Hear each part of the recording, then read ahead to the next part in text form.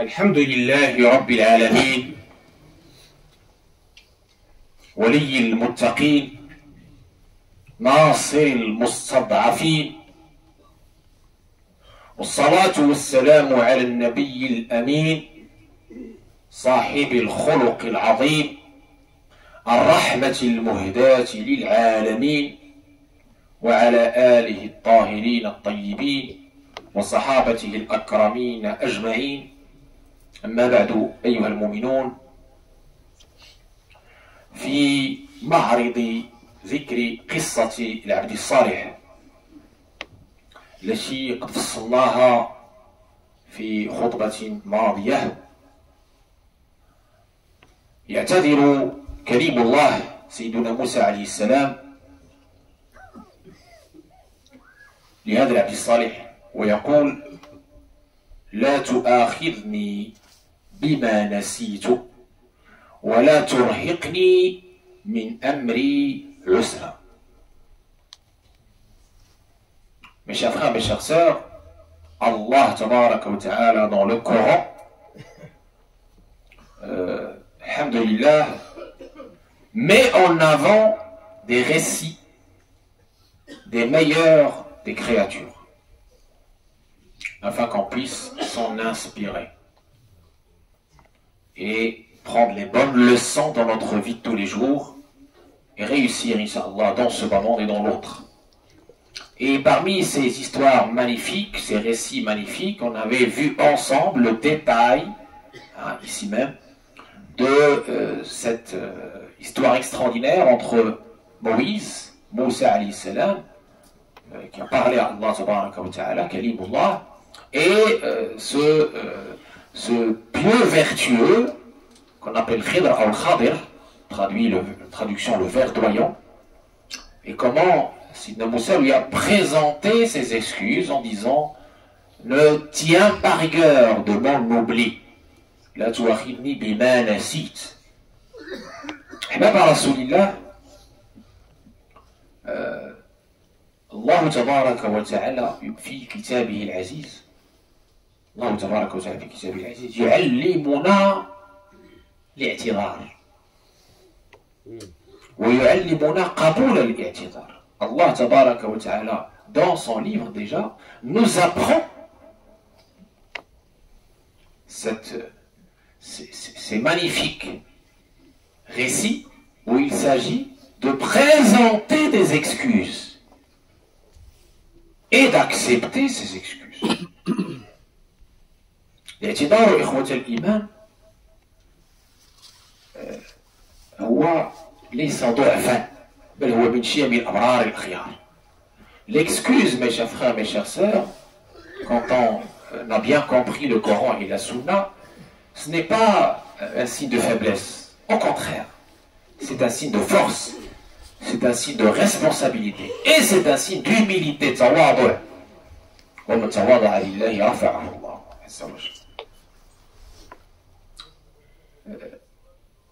Dans ce récit coranique, on voit Moussa, qui fait partie de Ulul Azm, des grands messagers, présenter des excuses à quelqu'un, à une créature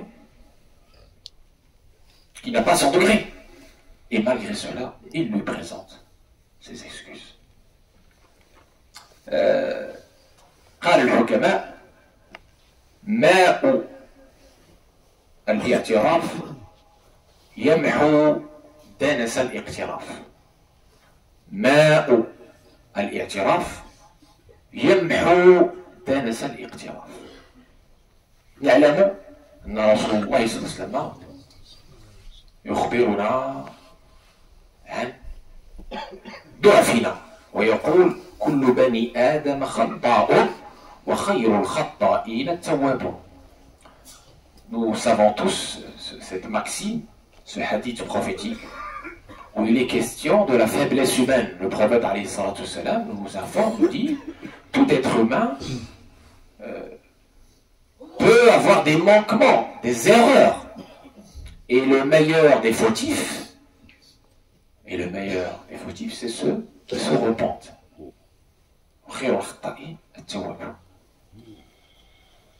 Déjà, nous avons déjà détaillé ce repentir, ce i'tida, ces excuses présentées à Allah.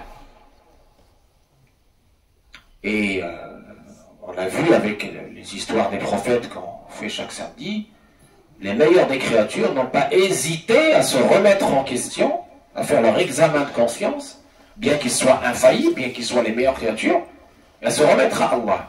À commencer par Adam, qui a dit avec son épouse Hawa, Rabbana, zalamna anfusana. Zalamna anfusana. Wa illam taghfir lana wa tarhamna lanakunna minal khasirin. Adam, tout de suite, il se soumet à Allah et dit, nous avons été injustes envers nous-mêmes. Pardonne-nous, ô Seigneur. Rabbana zalamna anfusana.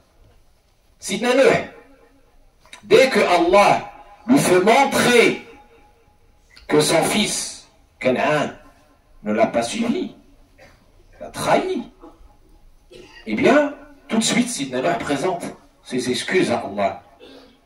Rabbi inni a'udhu bika an as'alaka ma laysa li bihi wa illa taghfir li wa tarhamni akun min al-khasirin. Tout de suite, il s'est remis à Allah, il demande des excuses à Allah. Oh Allah, je ne savais pas. Oh Allah, pardonne-moi. Le fait que je te demande ce qui ne devrait pas être demandé. Vous voyez l'excuse. Même s'il n'a rien fait, finalement, il n'a rien fait. Pour nous, il n'a rien fait. Pour lui, le fait de demander à Allah ce qui ne devrait pas être demandé, il se remet à Allah. Il s'excuse auprès d'Allah. Il se repent à Allah. Et Sidna Yunus Jonas, La ilaha illa anta, subhanaka inni kuntu min al-zalimin. Il se remet à Allah. C'est d'une limpidité, c'est d'une clarté explicite. Fais pas les choses à moitié. Donc vis-à-vis d'Allah, vis-à-vis des créatures d'Allah. Nous venons de voir l'exemple de Sidna Moussa alayhi salam. On a Surat Yusuf, la magnifique histoire de Joseph et ses frères. Comment ses frères ont failli le tuer, ont voulu le tuer, puis ensuite ils l'ont jeté dans le puits, puis ensuite ils l'ont vendu à vil prix. Vous imaginez? Quelqu'un qui subit tout ça pendant des années. Et après, les frères de Youssouf, ils demandent des excuses, ils s'excusent. Tallahi, laqad atharaka Allahu alayna wa in kunna la khati'in. Par Allah, Dieu t'a privilégié et nous étions du nombre des fautifs. Wa in kunna la khati'in. Et Sidna Youssouf tout de suite, sans tarder, la tathriba alaykum. Al-yawma yaghfiru Allahu lakum. Tout de suite, il leur envoie le pardon en réponse à leur mal. Pour que nous apprenions. Allah, si Allah met en avant tout cela, c'est pour que nous apprenions cette magnifique vertu qui est s'excuser auprès de notre prochain. Quand on sait qu'on a fait quelque chose qu'il ne faut pas faire, ou qu'on pense avoir fait quelque chose qu'on n'a pas à faire, qu'on pense avoir blessé quelqu'un, il ne faut pas hésiter à formuler clairement, explicitement ses excuses. On ne serait pas meilleur que les prophètes et les messagers qui ont su formuler leurs excuses explicitement, clairement, sans langue de bois, à ceux qui ont pensé lésés, ou à ceux qui ont pensé manquer ou blessés. Voici notre prophète, la meilleure des créatures. Sallallahu alayhi wa sallam, le jour de la Ghazwat Badr, il est en train d'aligner les rangs.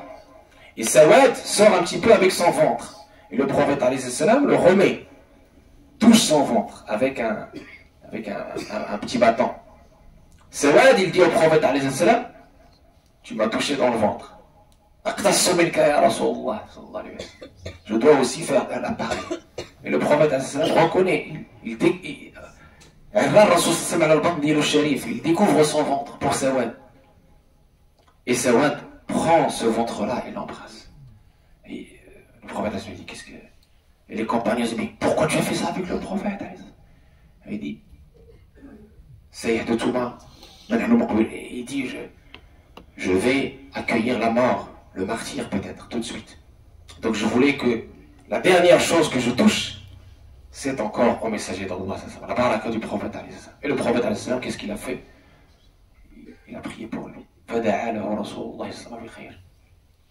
prophète lui-même, il se soumet, il est là, tout acceptant l'autre, acceptant de lui-même de se dire qu'il peut-être il est fautif vis-à-vis de cet autre.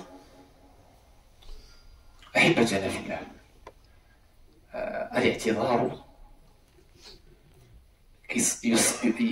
يجعل القلوب في صفاء ويوحد صفوف إخوة والأخوات ويذهب الأحقاد ويبدد سوء الظن. Mes chers frères, mes chères sœurs, le fait de formuler l'excuse à ton prochain permet de purifier les cœurs de toute haine, permet de dissiper le mauvais jugement, les soupçons, les préjugés, permet de consolider l'amour entre nous, qui est un pilier de la foi. Un pilier de la foi. La condition sine qua non de la foi, c'est l'amour entre nous en Allah tabaraka wa ta'ala. لا تدخلوا الجنة حتى تؤمنوا ولا تؤمنوا حتى تحابوا. كيف يكون هذه المحبة لا بيناتنا نحن الأضغان والأحقاد وسوء الظن؟ Non. Comment on peut arriver à cet amour si on n'arrive pas à formuler des excuses les uns vis-à-vis des autres? Et on voit des familles déchirées depuis des années. Pourquoi? Parce que l'un ne veut pas faire le premier pas vers l'autre. Il attend que l'autre vienne. Ah non, mais moi je peux pas, moi j'ai rien fait. Moi je peux pas me permettre. Ce n'est pas normal. J'ai parlé des prophètes. Certains vont me dire, oui, mais ce sont les prophètes, ils sont dans une station très haute. J'ai déjà dit que si Allah les met en avant, c'est pour qu'on puisse les suivre. Et les salafs, les compagnons, et leurs compagnons, ils ont suivi ce modèle. Dans le fait de formuler clairement l'excuse, d'être humble vis-à-vis de l'autre. Voici Abu Darda qui nous raconte une petite histoire entre Omar ibn Khattab et Abu Bakr as-Siddiq.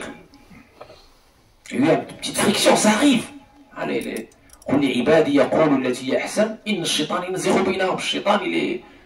il essaie de planter les aiguillons de la haine entre nous. Entre Abu Bakr et Omar, il y avait quelque chose. Et le prophète, il a su ce qui s'est passé. Et il se met en colère pour Abu Bakr. Abu Bakr avait peur pour Omar. Il dit, non, c'est moi, au messager d'Allah, qui était injuste envers lui. Et tout de suite, il se soumet, il présente ses excuses, etc. Vous voyez comment ses compagnons étaient dans cette abnégation, cette humilité. Il n'y avait pas d'orgueil. Même s'ils étaient dans cette station très haute, ils étaient promis au paradis, et malgré cela, humbles, les uns vis-à-vis des autres.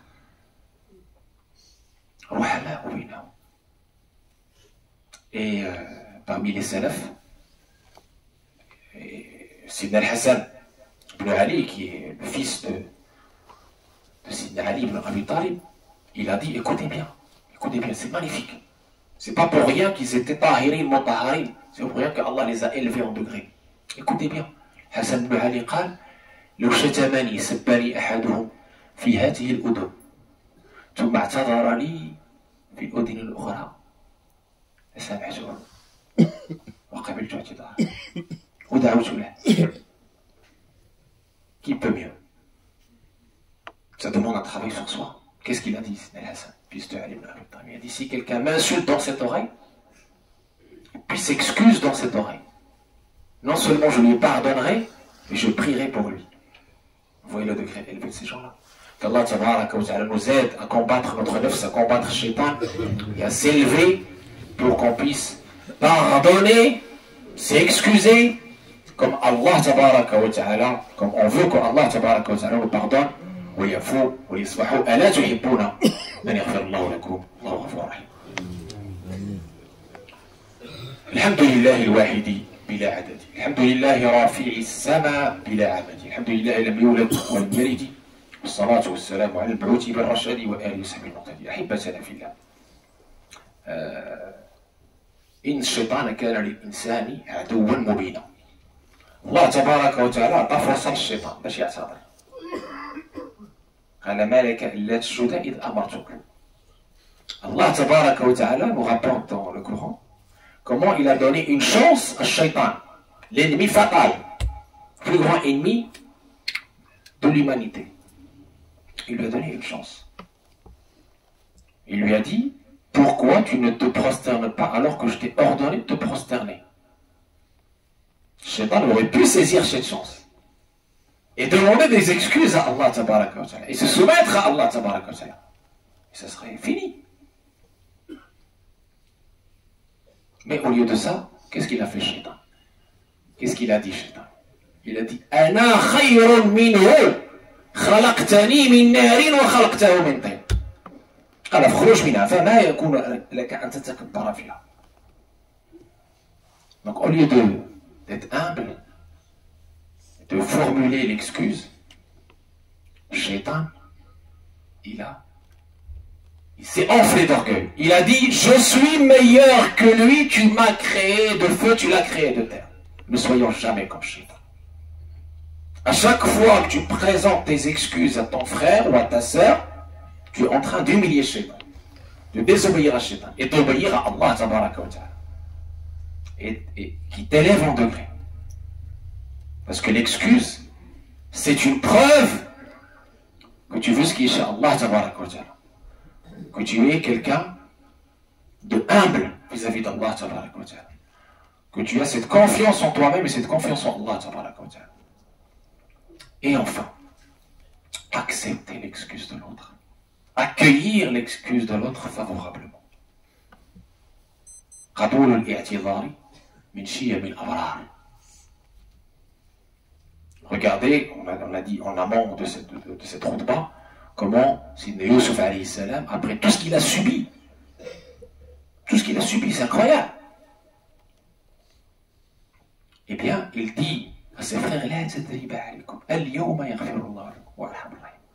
pardonne à ses frères. Sans condition. Il ne veut pas faire des calculs, parce qu'il fait le commerce avec Allah. Ces gens-là avaient cette intelligence spirituelle, cette vision long-termiste.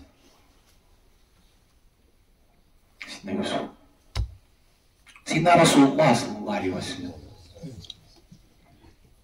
quand il est venu à Médine, les Ansar, les Médinois, l'ont vu un petit peu se rapprocher des Mécois.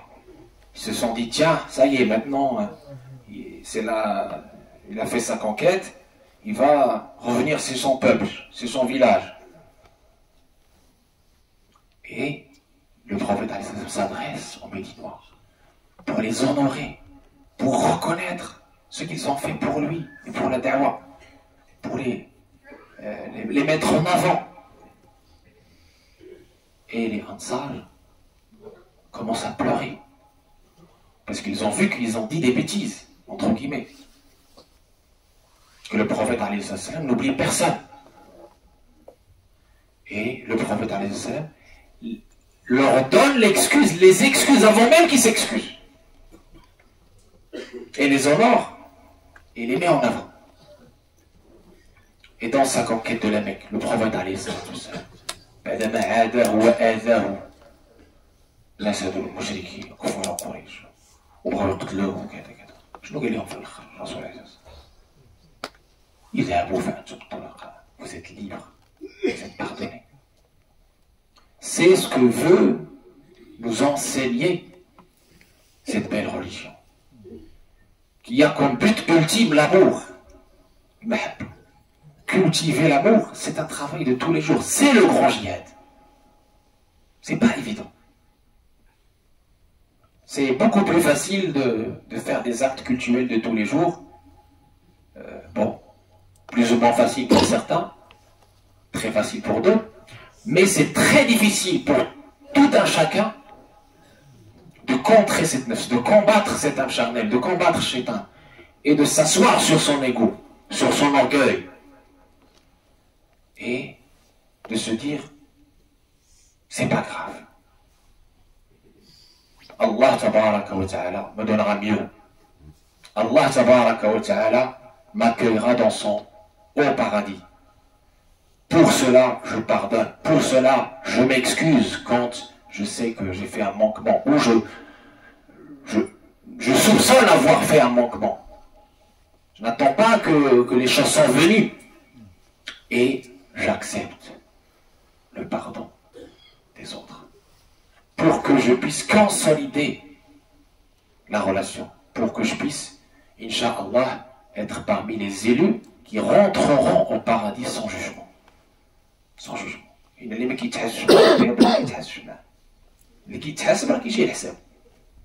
quand on aime, on ne compte pas. Si tu aimes Allah, pardonne pour Allah. Excuse-toi pour Allah. Même si tu penses que tu n'as pas à t'excuser, excuse-toi. Et tu vas voir le monde autour de toi va changer. Cet effort que tu fais pour Allah, non seulement il va être rétribué amplement par Allah, mais déjà ici-bas, il va donner ses fruits positifs de consolidation, d'amour entre nous. Combien de familles retrouveront la paix? Combien de pères retrouvera son fils ou sa fille? Combien de frères retrouvera son frère ou sa sœur?